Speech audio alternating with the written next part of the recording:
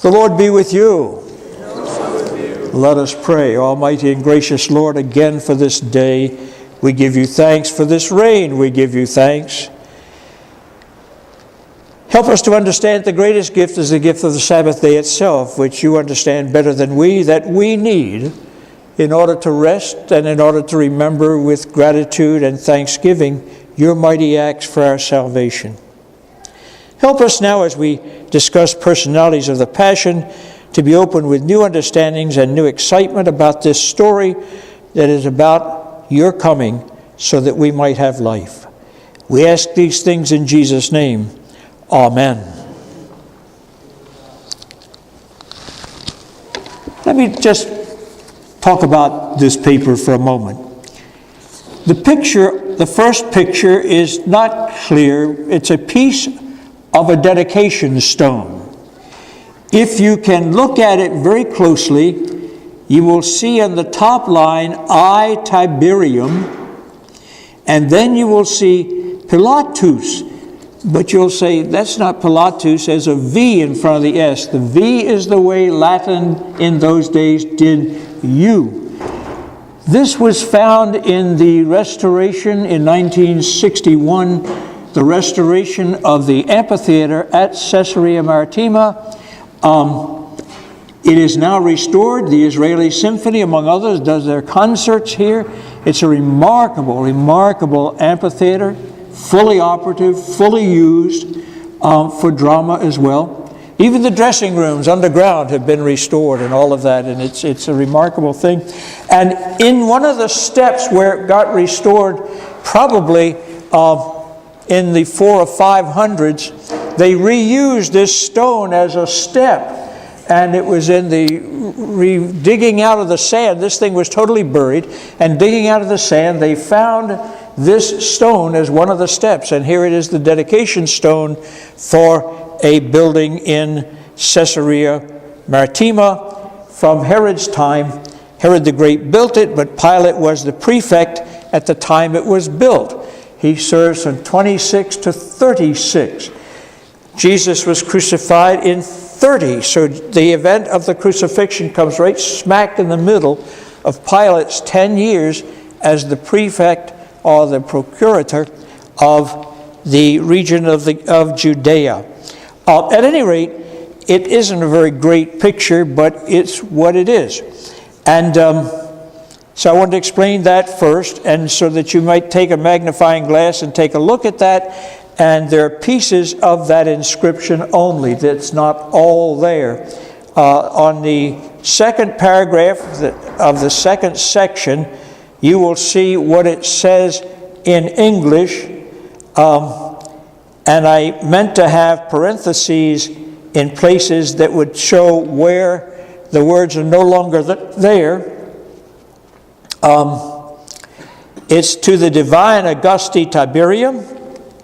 That's plural. It's dedicated to both Emperor Tiberius and his wife. By, later down in the inscription, Pontius Pilate, prefect of Judea. That is the only archaeological reference we have to Pilate anywhere. Nor does he appear in any manuscripts that we have. He appears in the historian Josephus' work.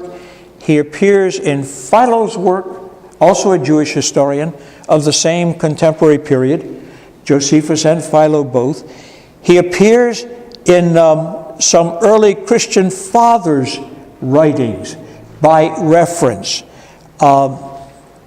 But that's it. There is a secret, bonus material, not in your paper, there is a secret an apocryphal document called the Acts of Pilate that has been attached to the Acts of Peter and Paul.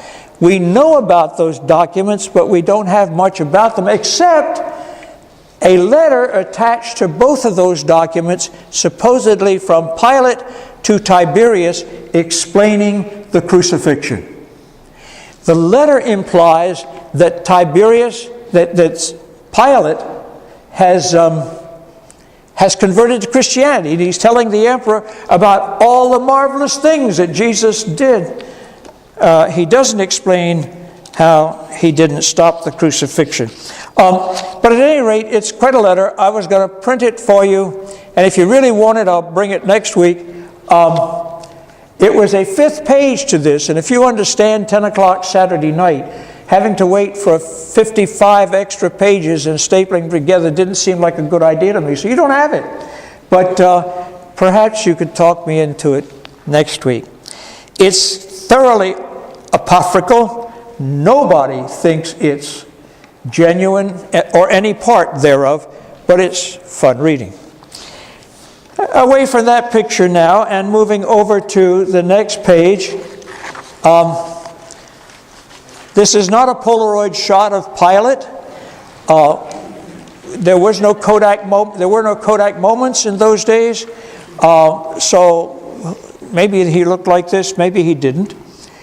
At the top of the page are coins struck by Pilate, and you notice they kind of struck off center. Still in the 1st century, coins produced in the provinces particularly were minted in a rather crude way. You took a blob of soft metal, this happens to be bronze, and you put it on the bottom side of the mold, and then you held a handle with the face of the coin on the handle. You locate it over and you hit it with a hammer, thus the term struck. Okay?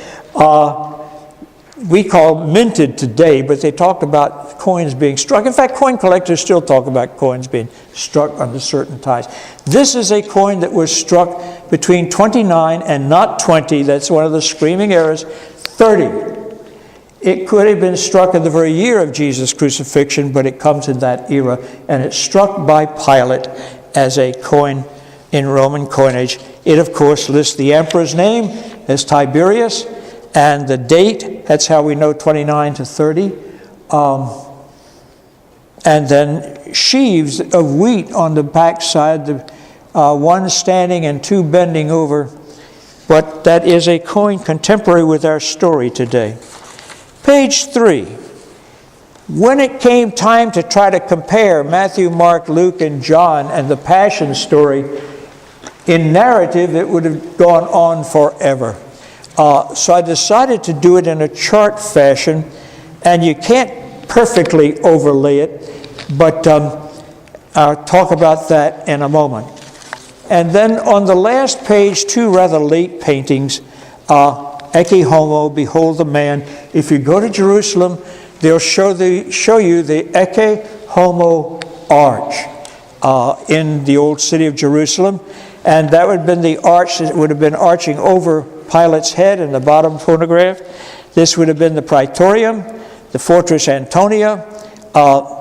In rather recent years, archaeologists have said, we don't think so. But under this arch, there is the pavement and their form of shooting craps, really, scratched into the stones where the soldiers amused themselves. And as you remember, they tossed dice for Jesus' robe rather than cut it up in 4 pieces. And this could theoretically well be the site that they might have been playing that game. It is a Roman Rome. It is the 1st century. It is the pavement outside of what would have been the Fortress Antonia, in which there would have been the Praetorium where Pilate sat in judgment. The picture here at the top with Pilate in judgment, it is what it is. Any questions before I begin the text of what we're talking about today? Well, I'm not going to give you much time. Marlon, I'm waiting for a bright light to go on over your head over here. You got students from the past. We can't show them what we do here. You got to break them in. All right, whatever you will. Thanks for coming. Whatever you will. Some years ago, a friend of mine, Dr. Wallace E. Fisher, who was the senior pastor of Holy Trinity in Lancaster, but was known worldwide for his lectures on church renewal. He'd gone to Trinity with less than 300 in attendance, and they were averaging about 3,000 10 years later. And he published half a dozen, probably more, bestseller Book of the Month Club books for the now defunct, I think, Religious Book Club. And they were sellouts time after time about one or another of the issues of church renewal. And he was therefore in great demand as a lecturer. In fact, he was on the road much of the time. And he would send ahead of time, the way people like this do, this large vita of all his accomplishments and his books and his lectures and the countries he had lectured in. And of course, people who were proud to have him at their particular event would virtually read this long list, as long as your arm, of all this stuff until it went into absolute and total boredom. And one of the things he used to do was, he was about my height, and one of the things he used to do was draw himself up till his full height when that introduction was over, and he would say, "I respond to those kind of introductions, and I suppose the same mixed emotion that Pontius Pilate had when he discovered that the Council of Nicaea in 325 AD had put both of his names in the creed." It took a little while for people to catch on. And then there would be this thunderous laughter. Actually, the name Pontius Pilate, both names, appear in the Apostles' Creed, which is formerly known as the Old Roman symbol, and now we call it the Apostles' Creed, and the Nicene Creed. In both cases, Pontius Pilate is remembered by both names. So that many Christians who are regular church attenders may say his name more often than they say Jesus, because you say it at least once every Sunday morning in most liturgical churches. It's part of the creed. But when I began to research this thing, I turned first, which is always the place you usually start, to the Oxford Dictionary on the Christian Church. I mean, everything is there. It's a book this thick. And when I looked, I found Pontius Pilate was there. And I said, wow, this can be not 2 column inches. It's a split page and not 2 column inches on Pontius Pilate. There just isn't much out there. We don't know where he came from. We don't know what year he was born. If he was a hot-blooded Italian, that may explain some of the things that follow. But we don't know. Some think perhaps from one of the outer provinces, but it doesn't matter. We don't know. That's the end result. Estimated age at the time of his service beginning in Palestine, which, by the way, is the name Rome gave to that piece of turf we call the Holy Land. His service at Palestine is thought by most to begin at age 27. And that's extrapolated from the fact that to get where he was, he had to climb up the ladder in the Roman system. He is you can't draw the diplomatic parallel. He is not one State Department to another State Department. He is the personal representative of, and in some ways the impersonation of, the Emperor of Rome. So he serves directly from the Emperor's appointment.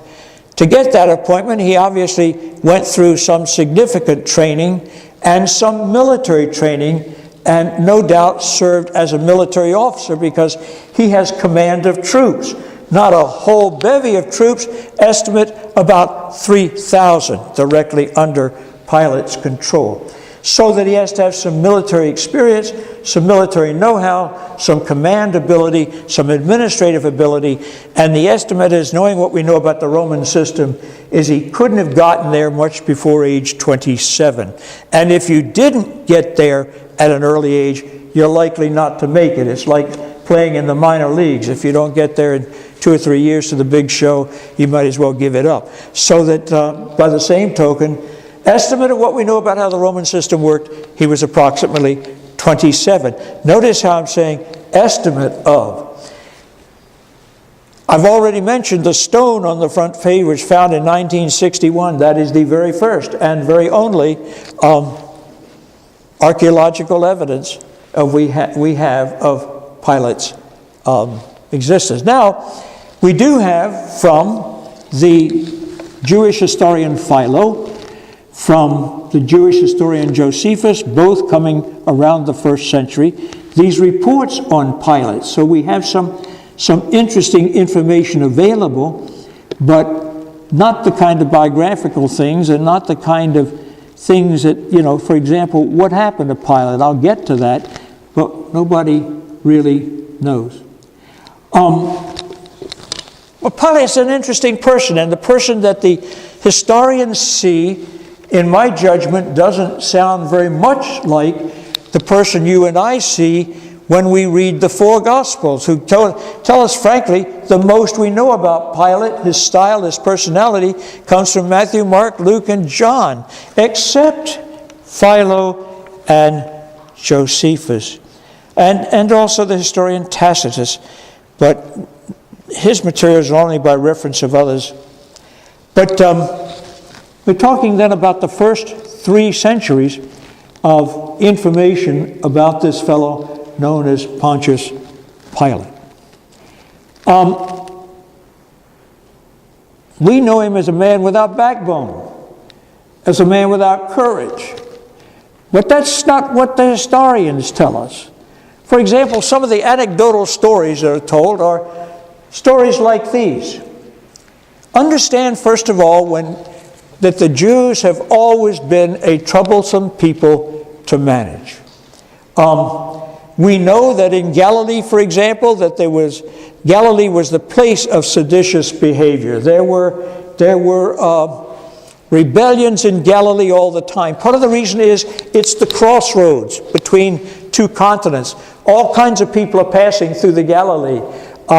There's commerce there, fishing and other related things. There's food there. So commerce is great, but also intercontinental traffic from Africa to Asia, moving back and forth through the Galilee. In fact, one of the places the New Testament calls it the Galilee of the nations. Everybody is there. Are you with me? And with that comes new ideas. And with that comes new people who weren't rooted here. And with those new ideas and those new people come sometimes riots, insurrection, rebellion.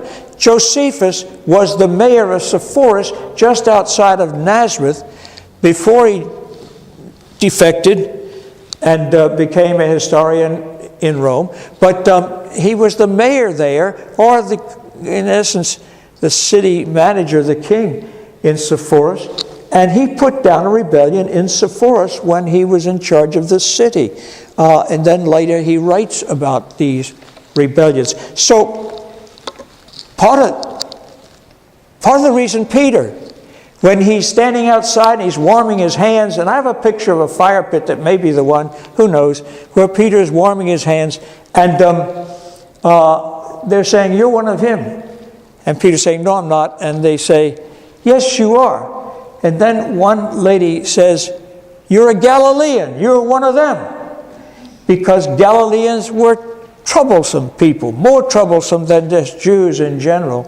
And so that's when Peter starts to curse and to swear and say he never knew Jesus, because it was bad enough to be following Jesus, but it was real trouble in Jerusalem to be called a Galilean. So at any rate, Galilee was a place of recurrent trouble. Well, now let's get back to the story. In Exodus and in Deuteronomy, we have, "I am the Lord your God. You shall have no other gods before me." Martin Luther will say, after the first commandment, everything else is easy. Deal with the first commandment, the other things will fall in line, Luther liked to say. At any rate, "I am the Lord your God. You shall have no other gods before me." And in the Exodus passage, it gives a further explanation.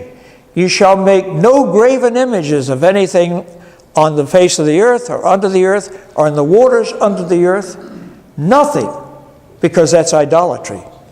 So the Jews have lived since almost the beginning of the Promised Land period, but also in Egypt as well, in cultures with multiple idols.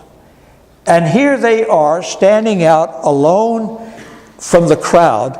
"You shall make no image of anything in the heaven above, the earth beneath, the waters under the earth, or on the face of the earth. For I, the Lord your God, am a jealous God, visiting the iniquities of fathers upon the children of the 3rd and 4th generation," and so forth. The Jews took this as the basic major law. Therefore, there are no statues of God in Jewish history. More than that, there are no statues, period, in Jewish history. In fact, the next time the Jewish Metropolitan D.C. Dialogue meets, which is about every couple months, I'm going to ask one of the rabbis, how do you wear a Star of David? That's an image. And I'll be interested to see what he does with it. But at any rate, the bottom line is it's stringent. Let me tell you how stringent. Pilate arrives as the new prefector of Judea into Jerusalem, the capital city. Pilate will not live there. He'll live in Caesarea Maritima. That's where his palace will be, and that's where all the fun stuff happens. But he'll come to Jerusalem for his administrative duties as prefector. So Pilate marches in at night into Jerusalem with his army preceding him with their standards. Now, the Romans didn't carry big banners. How many have seen some of the World War II stuff on the History Channel with the Nazi stormtroopers marching? They're marching with standards with a little tiny banner at the top with a swastika and the eagle on top of that. Are you with me? Well, this is rooted in Roman practice. The Roman carried battle standards. And they were colorful, but they also had at the top a gold image either of the emperor or of the Roman eagle. And so they marched in at night with their battle standards and placed them around the city occupation. And the new prefector has arrived. When the Jews found out about it the next morning, they protested to Pilate, and he ignored them and left them there and marched back to Caesarea Maritima, and they followed him. It was nearly a riot, and they would not leave. 5 days this standoff went, because you see, all of Pilate's predecessors, I'm drawing some things for you now to understand this man who has no backbone that our preaching talks about. All the predecessors, and there were 5 predecessors to Pilate. By the way, this whole thing started when Herod the Great died. You remember that? Part of the birth narrative and of Jesus. And his son is made king in place of his now deceased father. He was worse in every regard than his father had ever been. And a delegation went to Rome. Understand what we're talking about now. We're talking about 1,800 miles. And Southwest Airlines didn't go there. And so it was a long trip to Rome. And a long trip for the news to get back. In 2 years, Herod's son is removed because of that delegation that went to Rome. And a procurator is set in its place. That's where this starts, 6 A.D. Herod died 4 A.D. I count 2 years for Rome to put a person in place and remove him. I don't know how they did it, but it was an immense administrative system, to say the least. Is Herod Antipas? No, Herod Antipas, no. I'm trying to think of Herod's son's name. It's not coming. Antipas was when Christ... Antipas is later, that's right. There was this other Herod. That's exactly right. You'll see Herod Antipas at the palace from Pilate. So, at any rate, Herod Antipas, by the way, is the king in Galilee area. So Pilate doesn't have a big chunk of land, Judea. But at any rate, as the story goes, they stand off 5 days with this mob in Caesarea Maritima.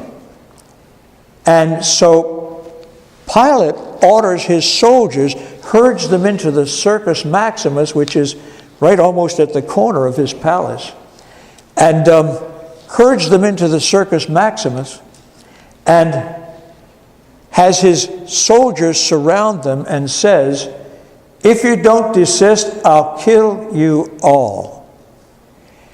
And according to Josephus, the Jews knelt on the ground and bared their neck and said, "Kill us." Well, you can't do that. So the standards in Jerusalem came down. Man with no backbone.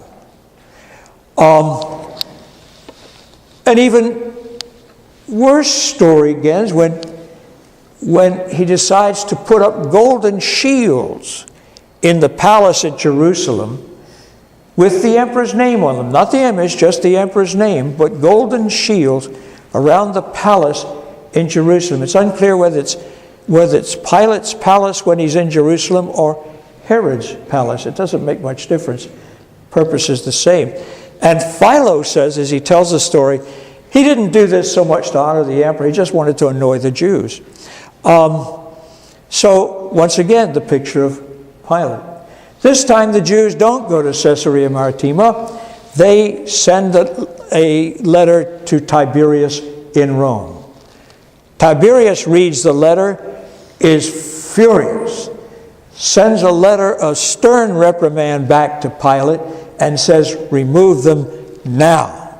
And, of course, they were removed. By this time, Tiberius has probably had his fill of his appointment of Tiberius, but he lasts another 5 years, and I'll get to that in a moment. It's after this second event that the matter of the trial of Jesus comes forward. Now look, if you will, with me at page 3, I think it is. And we'll look a little bit at how the four Gospels tell the story. They are largely the same, but there are curious differences, and you can tell by the lines that have one thing and don't have another. But let me just go down through those bullets for a moment. Pilate's first reaction when they bring Jesus to him in the morning is, "I don't want to deal with this. You take him, try him by your own laws." John starts there. Then all four of the Gospels have the first question, "Are you the King of the Jews?" Because there are three charges against Jesus before the Sanhedrin. One is blasphemy. A Roman governor cares nothing about Jewish blasphemy. That's a theological issue the Romans could care little about. The second is he says we shouldn't pay taxes to Caesar, which was a lie. And the third one was he claims to be king over Caesar. That too was a lie. In fact, all three of them were a lie, but the only one they thought Pilate would be interested in was he claimed to be the king. All right? So Pilate's first question, are you the King of the Jews? And that shows up in all four of the accounts. And in two of the accounts, Jesus doesn't answer anything. In the third and the fourth, that's John's Gospel, there's a long dialogue between Pilate and Jesus. And Jesus seems to suggest in John that maybe he is. What he says is, "My kingship is not of this world." And Pilate says, "Then you are a king." "Well, but my kingship is not of this world. You have no authority over me unless it's granted to you. And if I wanted, my legions would fight. I was born so that you may know the truth." This whole dialogue is John. "I was born so that you may know the truth." And Pilate sneers back. You know what the question is. What is truth? He's a politician. He understands power makes truth. And he plays the game clearly that way from what you've heard about him so far. Truth is what you can get by with, Pilate is saying. So, but other than that, it gets to be strikingly the same. Pilate early on announces, in one fashion or another, "I find no fault in him at all." We have that actual phrase in Pilate. Then in Luke's version, Pilate is sent to Herod because Jesus is a Galilean. So it's really for Herod to decide.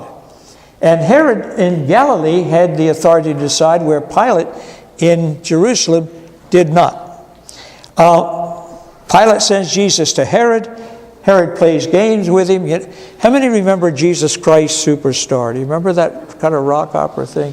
When Herod says, "Prove to me that you're no fool, walk across my swimming pool." Well, it was that kind of, Herod said, "I've been wanting to see, do some magic for me," and all this other stuff. And finally, he arrays him in an old red robe and puts a crown on his head and sends him back to Pilate. Nobody to be taken seriously as far as Herod's concerned. Then Pilate offers a compromise. "I tell you what I'll do. I'll chastise Jesus and we'll release him." Now, when you talk about chastise, that was no small thing.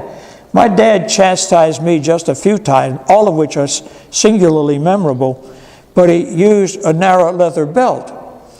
When the Romans chastised, they used a cat of nine tails that was 9 leather strands knotted with barbs like barbed wire fence, and they would dip this thing into water, or more fun was vinegar, and a strong soldier would wrap that thing around you and then pull it. He didn't peel it off, he pulled it off so that the flesh came off like strips of bacon. It was a terrible, terrible thing. But anyway, he says, "I'll chastise him, or I'll scourge him, and we'll let him go, if he can still live."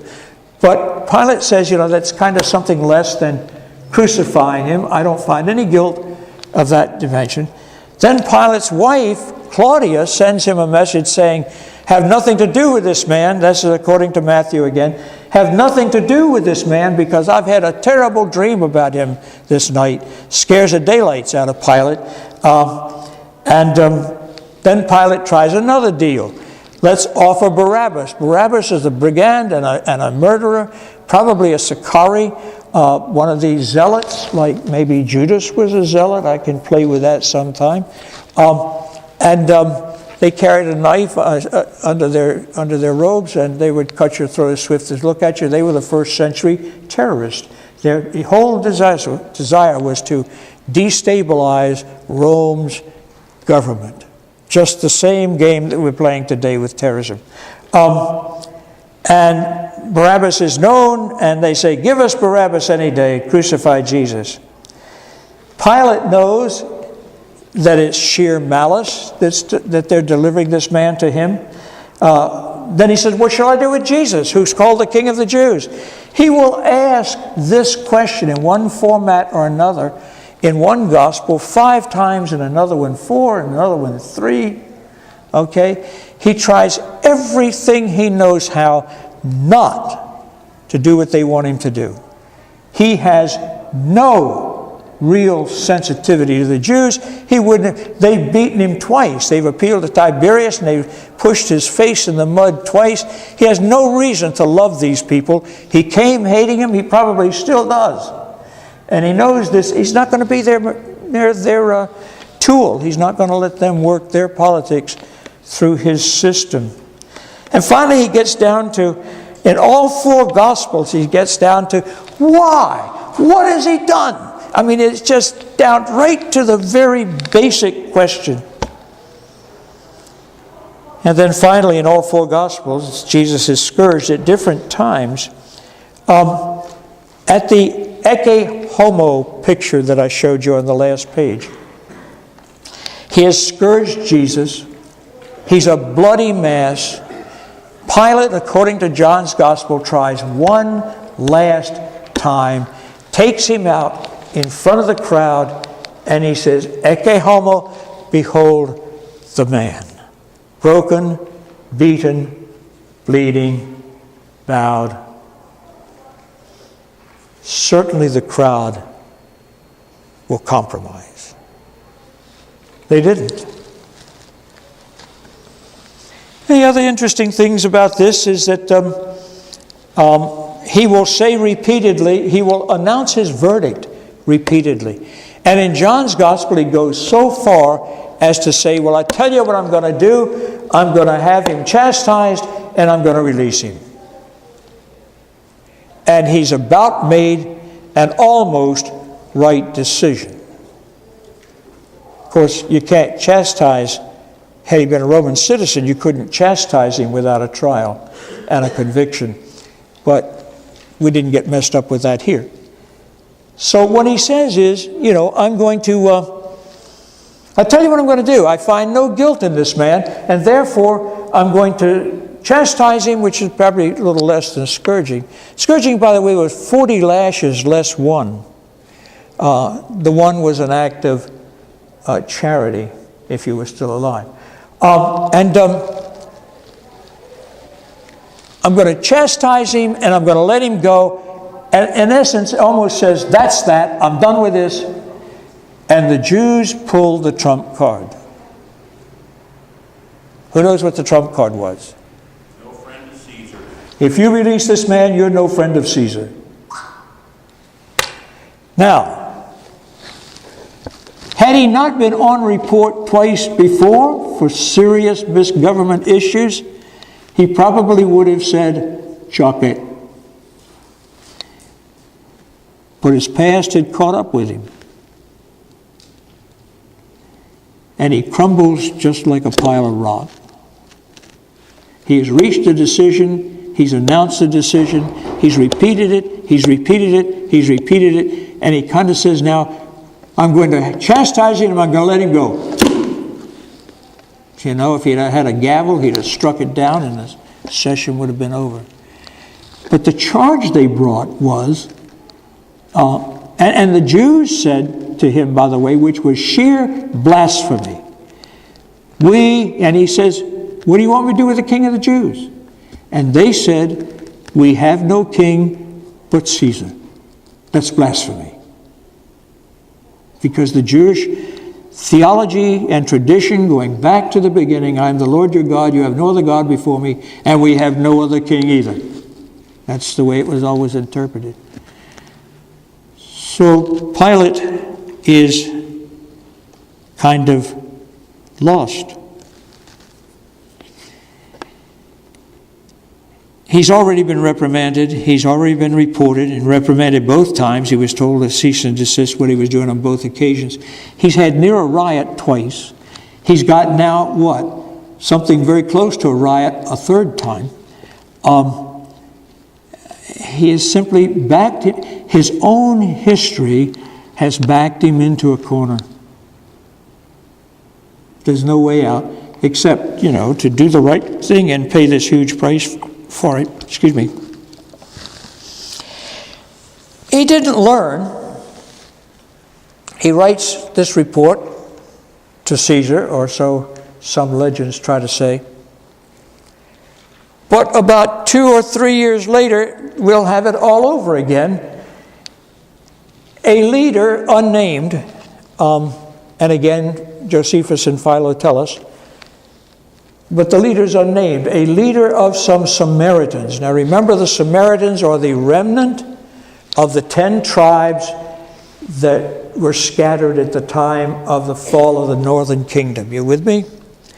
And they worshiped before the fall at a temple that rivaled Jerusalem on the top of Mount Gerizim. And when they were at, the temple on the top of Gerizim was destroyed when the 10 tribes were routed and deported and mixed with other nations. So they essentially disappeared. There was, however, the remnant of the people of the land who were no longer maybe purely ethnically speaking Jews, but they continued to keep the Torah and the Jewish practices, and there is still today a Samaritan Torah. And there's still today on Mount Gerizim a gathering of people that mark the Passover and follow the rituals and claim to be Jews as well. It comes up in John's Gospel when Jesus is talking to the woman at the well. You remember that? Is Samaria? He's talking to this woman at the well. It's that delightful story when he asked her to get him some water. And she said, what are you, a Jew, asking me to...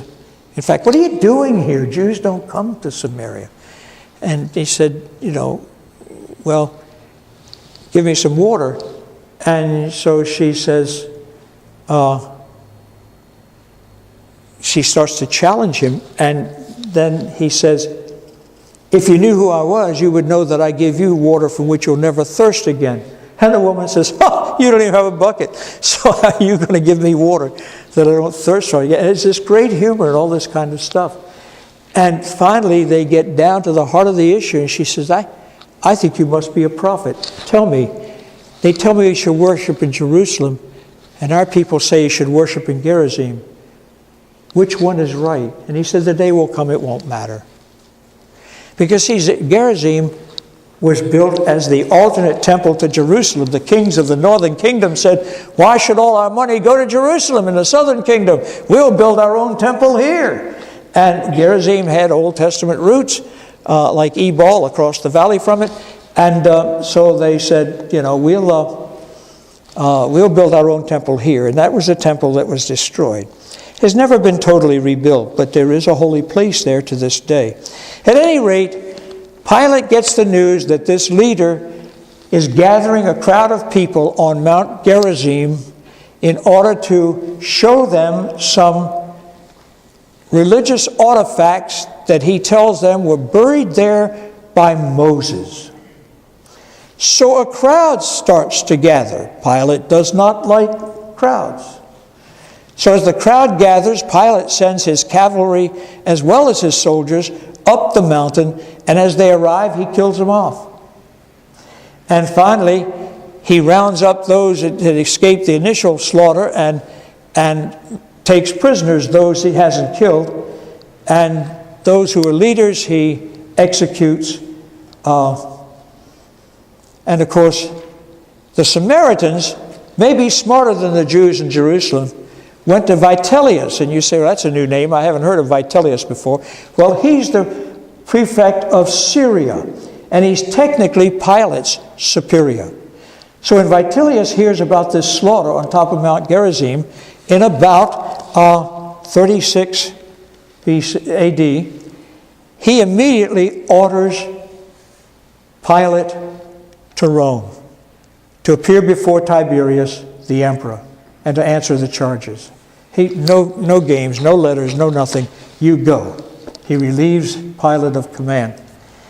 And en route to Rome, Pilate's friend Tiberius, who might have been a bit more gentle with him, dies. So when Pilate gets to Rome, there is no emperor. And then finally, Caligula becomes the emperor. Caligula is a mess in every regard. I mean, he's the guy they make X-rated movies about. Caligula is simply irresponsible and cruel and mean. And the best we know is from Eusebius, a Christian historian of the 3rd century, who says that as soon as Caligula came to the throne, Pilate ran afoul with Caligula, and Caligula banned him to Gaul, to France, to the outer boundaries of the empire. And there in Vienna, he committed suicide. I'm going to stop for questions, and then I'm going to hang a real gem in front of you that's not in the paper. Yeah, Marley? You talked about Herod not wanting to make a ruling, throwing it back. You talked about Pilate resisting. But it was God's will, because if Jesus had come to the Jews, and the Jews had knocked off Jesus, at the base, we wouldn't be sitting here today. A Gentile had to do it. This is the story here. Pilate is central. At the base, you're playing with a strange form of predestination, Marlon. It is for Pilate. Heresy. I'm sorry, heresy. Actually, that question has been raised even among the Jews. For example, the Babylonians, who were idol worshippers, destroy the kingdom and thus do what God wants done, punishes God's people. But does that mean, therefore, they did God's will and therefore they were saved? No. God can even use evil people for good, but that doesn't relieve them from their accountability. True. Yeah, okay. That's the base of your question. Nancy? Do we have any information about Pilate's religion? Well, I can tell you, legend said he was converted. He was so haunted by the crucifixion that he converted to Christianity, and his wife, Claudia. But we can't find any gravesite with a cross on it with Pilate's name. I mean, we just don't know, you know. It's what we'd like to believe. Certainly, this is not the vindictive, mean man we see in the reports of Josephus and Philo, for example. We see in the four Gospels a rather even-handed man who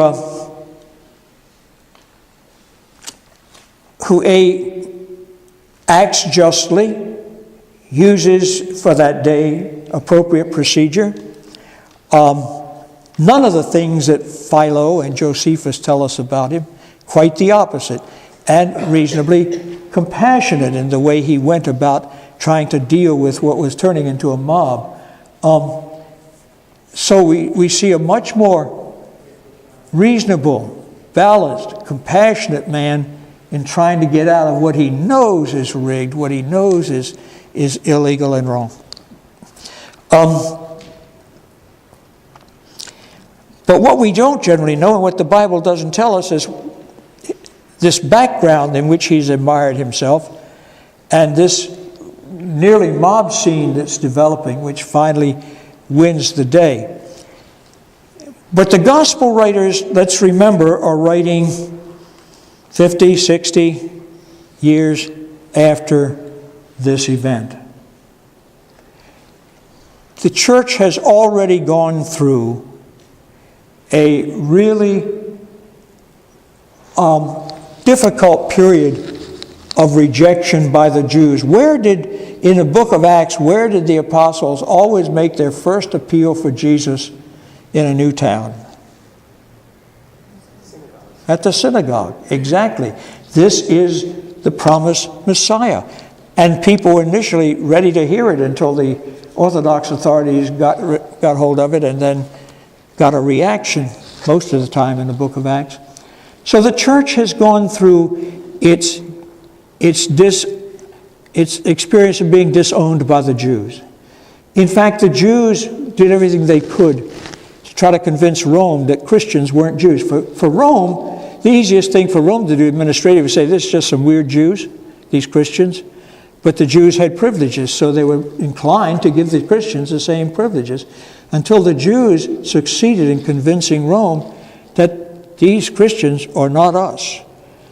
And that breach was, emotionally speaking, almost mortal for the early church, in the sense that they couldn't live out who they were. They never stopped thinking that's who they were, but the breach that separated them from synagogue and community and faith and systems was all just huge. The battles between what you had to do in the book of Acts, what you had to do before becoming a Christian. Did you have to become a Jew first? They were pitched battles, and a whole ecumenical council was called for that. But by the time the Gospels are written, there's a much greater need of the church to disown the Jews than to disown Rome. All right? And thus, we see this, the gospel writers tend to paint Pilate very differently than the Jewish historians paint him. Kirk, James. You've outlined what happened to Pilate. What about Caiaphas and the whole Jewish Sanhedrin? Caiaphas was also removed. Caiaphas was appointed by Pilate. And after Pilate was removed, Vitellius removed Caiaphas. What happened to him after that, I could research it, but I don't think there's a lot known about that either. It looked as if when Pilate got sent back to Rome, Vitellius didn't expect him to come back, number one, and he does just exactly what a new administration does, and that's remove all the old guys. And Pilate was one of the old guys, appointed, It's interesting that the high priest was appointed by the Romans.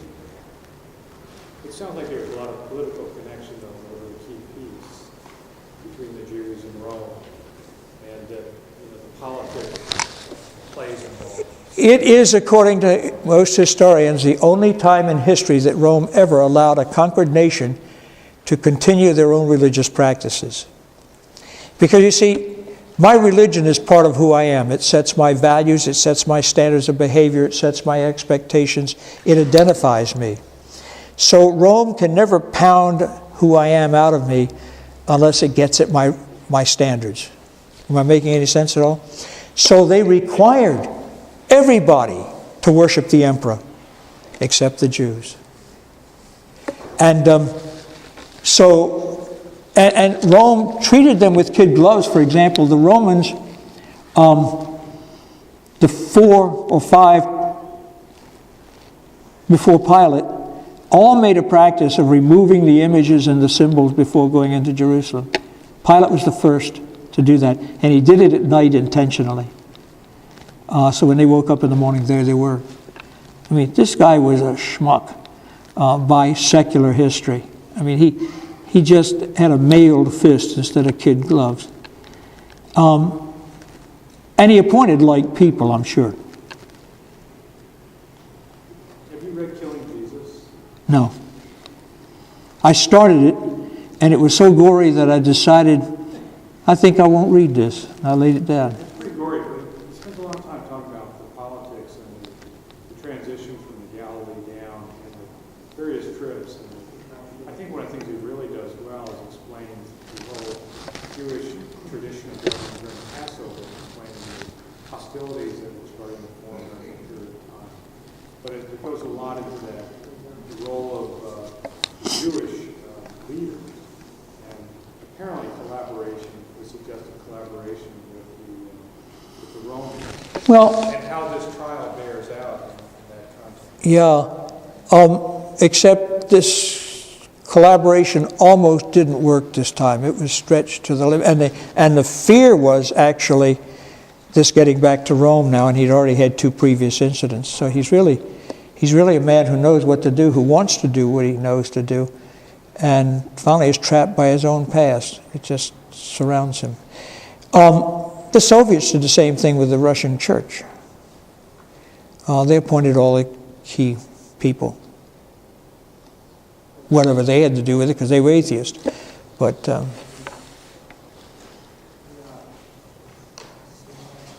sorry, I have to tell you, I didn't finish the book.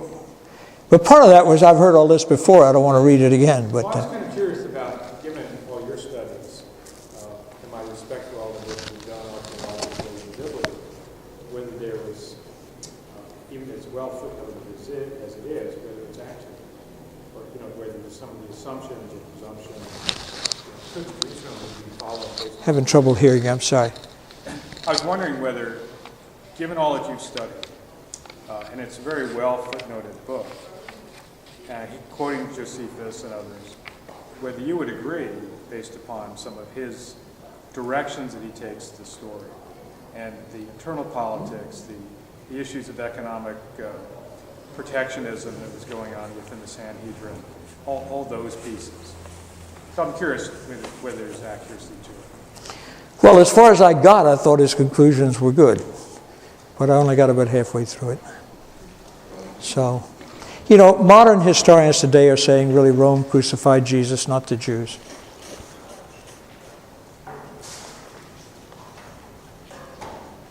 Really? Part of that comes from just